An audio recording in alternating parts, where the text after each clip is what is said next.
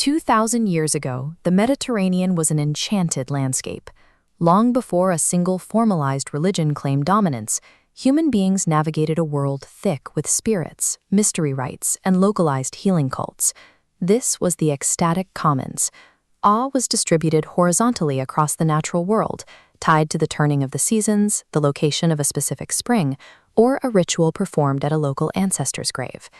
Humans have always undergone profound, boundary-dissolving encounters.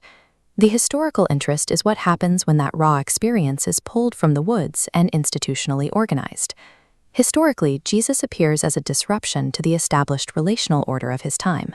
His actions, healing the sick, touching the impure, and dining with the marginalized, dismantled the rigid social boundaries of class and ritual purity. This presents a structural problem. Charisma is powerful, but it is also volatile and unstable. It attaches to a specific presence and, by its nature, dies with its founder. To survive, that untamable energy had to be captured. The institutional church was born to domesticate and reproduce this charisma before it vanished. Early church councils functioned as a doctrinal enclosure. They took wild, subjective miracle claims and corralled them into an authorized, standardized creed. To maintain its influence, the church built a franchise system of saints and relics. This distributed localized access to the divine through a network the central authority could supervise.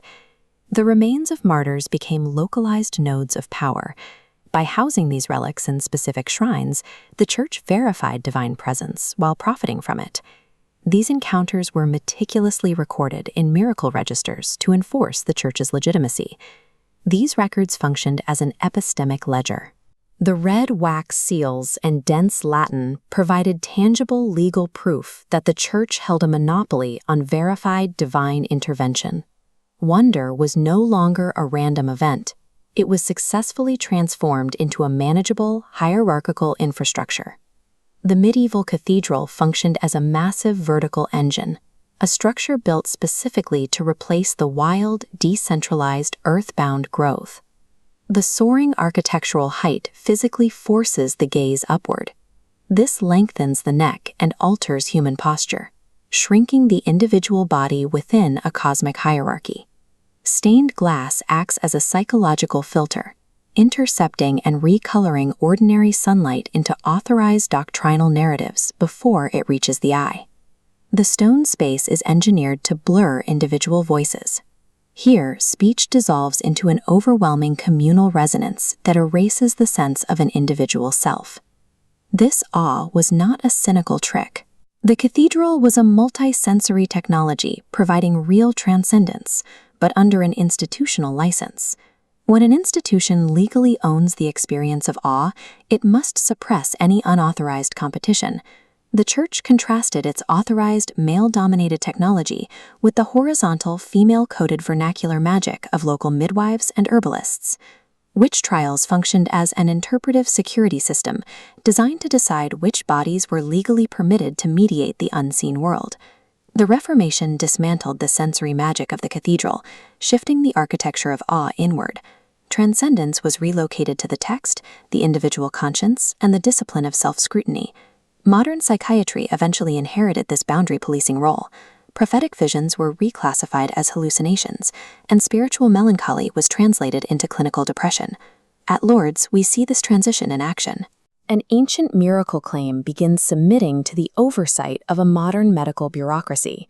To survive the scientific age, the church required clinical committees to verify the medically inexplicable before declaring a miracle.